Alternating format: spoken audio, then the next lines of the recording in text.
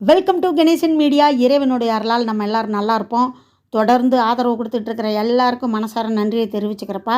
மறக்காமல் லைக் பண்ணுங்கள், ஷேர் பண்ணுங்கள், சப்ஸ்கிரைப் பண்ணுங்கள், உங்களுடைய கருத்தை பதிவு பண்ணுங்கள். இன்றைக்கி என்ன வீடியோ வாங்க பார்க்கலாம். இப்போ நான் ஒரு மாதம் இருக்குன்னு நினைக்கிறேன், ஒருத்தவங்களுக்கு துணிமணி, அப்புறம் இந்த லேஸு, அப்புறம் அவங்க டெய்லர் கடை வைக்கணுங்கிறதுனால அவங்களுக்கு தேவையானது இப்போ நமக்கு இனி தேவையில்லை அப்படிங்கிறதுனால அவங்களுக்கு கொடுத்துட்டேன்.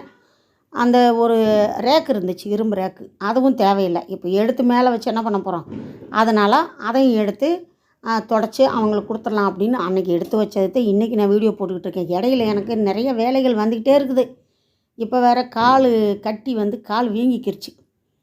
அதுலேயே திருப்பி அந்த இதில் கொஞ்சம் லேசாக உரசி அது ஒரு பக்கம் அது ஒரு வேதனை. ஆனால் நம்மளை விட இன்னும் நிறைய வேதனைப்பட்டு இருக்கிறவங்க இந்த உலகத்தில் நிறைய பேர் இருக்காங்க. நம்மளுக்கு இந்த அளவாவது கடவுள் வச்சுருக்காரு அப்படின்னு சொல்லிட்டு என்னால் முடிஞ்ச வேலைகளை செஞ்சுக்கிட்டு இருப்பேன். இந்த வேலை இப்போ நான் செஞ்சுக்கிட்டு இருக்கேனே, இந்த வேலை நான் 1 மாதத்துக்கு முன்னாடி செஞ்சது. வீடியோ எடுத்து வச்சுட்டு போடணும்னு நினச்சி அப்படியே மறந்துட்டேன். ஆனால் எனக்கு உடம்பு நல்லா இருந்துச்சுன்னா என் கை கால் சும்மாவே இருக்காது. ஏதாவது ஒரு வேலை செஞ்சாதான் எனக்கு மனசு நிம்மதியாக இருக்கும். ஒன்று வேலை செஞ்சுட்டு தூங்கி எழுந்திருப்பேன், இல்லைன்னா வேலை செய்யணும். சும்மா இருக்க எனக்கு பிடிக்காது. அதே எங்கள் வீட்டுக்காரர் சொல்லுவார், உனக்கு இவ்வளோ வேலை இருக்கும்போதே நீ இந்த இது பண்ணுறிய, ஓய்வு எடுக்கிற மாதிரி, உனக்கெல்லாம் வேலையே இல்லைன்னா நீ என்னென்ன பண்ணுவ அப்படின்னு என்னை கிண்டல் பண்ணிகிட்ருப்பார். இப்போ என்ன பண்ணேன்னா, அந்த கடையில் துணி தொங்க போடுறதுக்கு வாங்கி வச்சுருந்த கம்பிங்க, அது எப்போயாவது தேவைப்படும். அந்த கபோர்டுலலாம் நம்ம சொருகி வச்சுட்டு புடவைங்க அதெல்லாம் தொங்க போடுறதுக்கு தேவைப்படும். எல்லாமே நான் நல்ல கம்பியாக வாங்கினேன், கொஞ்சம் குவாலிட்டியாக இருக்கணும் துணி தொங்க போடுறதுன்னு. அந்த ரேக்கில் இருந்ததெல்லாம் எடுத்து கீழே வச்சுட்டு, அந்த சாமி ரூமு பக்கத்தில் ஒரு ரேக்கு வச்சுருப்பேன் ஹாலில், அதை எடுத்துகிட்டு இங்கே வச்சுட்டேன். இப்போ இந்த ரேக்கு தான் சாமி ரூம்புக்கிட்ட இருந்தது. இதை க்ளீன் பண்ணியாச்சு, ஏன்னா அந்த துணியெல்லாம் கொஞ்சம் எடுத்துட்டோம் இல்லையா. இப்போ என்ன பண்ணிட்டேன்னா, இந்த ரேக்கை நாராயணங்கிட்ட சொன்னேன், அங்கே உள்ளே வச்சுருடா பெட்ரூமில், ஹால் கொஞ்சம் ஃப்ரீயாக இருக்கட்டும். ஏன்னா இப்போ நம்ம கடை வைக்க போகிறதில்ல, அது தெரிஞ்சது. இப்போ யாருக்காவது நம்ம கொடுத்தா உதவியாக இருக்கும். ஒரு அம்மா திருவேற்காட்டிலேருந்து வாங்கிட்டு போகிறாங்க. அவங்களுக்கும் வியாபாரம் நல்லா போகுது, நல்லா இருக்கட்டும். ஏன்னா நம்மளுக்கு செய்ய போகிறோம் அப்படின்னா திரும்ப திரும்ப அதை பண்ணலாம். செய்யலை அப்படின்னு முடிவுக்கு வந்ததுக்கப்புறம் அதை வச்சுக்கிட்டு நம்ம இது பண்ணி என்ன பண்ணேன், அதனால் இந்த ரேக் எடுத்துகிட்டு போய் நாராயணனை வைக்க சொன்னேன். நான் கொஞ்சம் பிடிக்க வாடான்னு கேட்டேன். அதுக்கு நான் வளர்ந்த பையமா அப்படின்னு அவன் என்னை கிண்டல் பண்ணுறான். அப்புறம் உள்ளே போய் வச்சுட்டு அந்த ரேக்கு கூட இதை சேர்ந்து ஃபிட் பண்ண சொன்னேன்.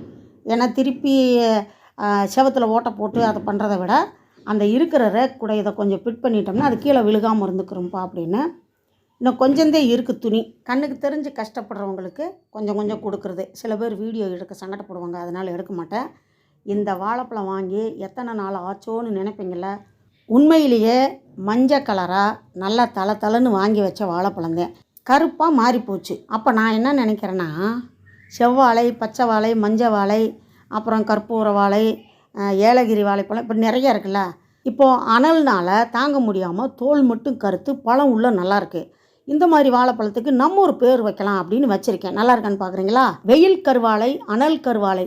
நம்மளும் இங்கிலீஷில் பேர் வச்சு பார்க்கலான்னு பார்க்குறேன். பிளாக் கருவாழை. மொக்கை இருக்கா? சரி விட்டுருங்க. இங்கே வீடியோ எடுக்கும்போதே எங்கள் வீட்டுக்காரர் செஞ்ச வேலையை பாருங்கள். உண்மையிலேயே இந்த வாழைப்பழம் எப்போ வாங்கினேன் அப்படின்னு சொல்கிறேன். நேற்று தான் வாங்கினேன் இந்த வாழைப்பழம். என்னை மாதிரியே அதுவும் மாறிடுச்சு வெயிலுக்கு. உண்மையிலே என்ன பண்ணுறது, இது வெத்தலை அப்படியே கொதிக்க வச்சு ஃப்ரிட்ஜுக்குள்ளே உட்காந்துக்கிறீங்களா? உட்காந்துக்கோங்க. எங்கள் வீட்டுக்காரர் சொல்கிறார், பேசாமல் ஃப்ரிட்ஜுக்குள்ளே உட்காந்துக்கிறவான்னு. உட்காந்துக்கிற வேண்டியதான் வெயில் காலத்துக்கு. அப்புறம் இந்த வெத்தலை கிள்ளி போட்டு கொதிக்க வச்சு கொஞ்சம் மிளகு பொடி போட்டு தேன் ஊற்றி கலந்து சாப்பிட்ருவோம். சாமி கும்பிட்ட வெத்தலை போட மறந்துட்டேன். டேபிளில் சரி பண்ணிட்டுனா நல்லா க்ளீன் பண்ணி பார்க்க அழகாக வைப்பேன். துணி வெட்ட ஆரம்பித்தோன்னா நிறைய அங்கங்கே துணி சேர்ந்து கசகசன்னு இருக்கும். ஒரு வாரத்துக்கு அப்படியே விட்டுருவேன். அதுக்கப்புறம் அதை க்ளீன் பண்ணுவேன். எங்கள் வீட்டுக்காரர் செய்கிறதப்போ தாங்க முடியலை. ஒரு நாளைக்கு ஒரு 40 வாட்டியாவது ஃப்ரிட்ஜு கதவை திறக்கிறாரு. என்னன்னு கேட்டால், நீ ஏதாவது பொருளை வச்சுட்டு மறந்துடுவீல்ல, அதுக்குன்னாரு. அதுக்கு எதுக்கு உங்கள் தலையை கொண்டு போய் ஃப்ரிட்ஜுக்குள்ளே வைக்கிறீங்க அப்படின்னா, சிரிச்சுக்கிட்டேவும் நல்லா குளுகுளுன்னு இருக்குங்கிறாரு. சரி, வெயிலிருந்து தப்பிக்கிறதுக்கு அவர் பண்ணுற ஐடியாவுக்கு நம்ம சம்மதிக்கலாம் அப்படின்னு விட்டுட்டேன். சிரிச்சுக்கிட்டே சரி உங்கள் இஷ்டத்துக்கு பண்ணுங்கன்னு. இங்கே தான் அந்த ரேக்கை வச்சுருந்தேன் இல்லையா. இந்த ராதே கிருஷ்ணா படம் எங்கள் பையன் எனக்கு கடை வைக்கும்போது வாங்கி கொடுத்தான். அந்த படம் உள்ளே இருந்துச்சு. அந்த ரேக்கு வச்ச இடத்துல இந்த படத்தை மாட்டிட்டேன். இங்கே துணி இருக்கும்போது யாராவது துணி எடுக்க வந்தாங்கன்னா எல்லா துணியும் கீழே எடுத்து போட்டு உட்காந்து பார்த்து தான் எடுப்பாங்க. திருப்பி நான் பாட்டில் இஷ்டத்துக்கு அடுக்கி வச்சுருவேன். நான் எங்கன்னா வெளியில் போய் வந்தேன்னா அப்பா கொஞ்சம் கரெக்டாக பார்த்து அடுக்கி வச்சுருவார். நான் தான் கொஞ்சம் என்ன பண்ணுறது, அவசரத்தில் கீழே க்ளீனாக இருக்கணும், வீட்டை பெருக்கணும் அப்படிங்கிறதுக்காக துணிச்சு வச்சுருவேன். இது ஒரு 10 12 ஜாக்கெட் இருக்குது இவங்க ஜாக்கெட்டு. அதை அப்பப்போ தைச்சி கொடுப்பேன். கட் பண்ணி வச்சுருவேன். தேவைப்படும் போது அக்கா ரெடியாம்பாங்க. சரிப்பா நாளைக்கு வந்து வாங்கிக்கோங்கன்னு தைச்சி கொடுத்துருவேன். இது வந்து என் துணி. அப்பப்போ கட்ட வேண்டிய புடவையை வச்சுக்கிறது, அப்புறம் ஜாக்கெட்டு நைட்டி தைக்க வேண்டியது இருக்குது, அதெல்லாம் தைக்கணும். கீழே இருக்கிறது கொஞ்சம் விற்க வேண்டியது. இது வந்து புடவைங்க, சுடிதாரு, அப்புறம் லெக்கின்ஸு, சின்ன பசங்க துணி, லைனிங் துணி எல்லாத்தையும் ஒன்றா அடுக்கி வச்சுட்டேன். அப்புறமா கொஞ்சம் சரியாக அடுக்கி வைக்கலாம். ஏன்னா வீட்டை பெருக்கணும், நம்ம கரெக்டாக பண்ணிக்கிட்டு இருக்கோம்னா நேரம் ஆயிரும்.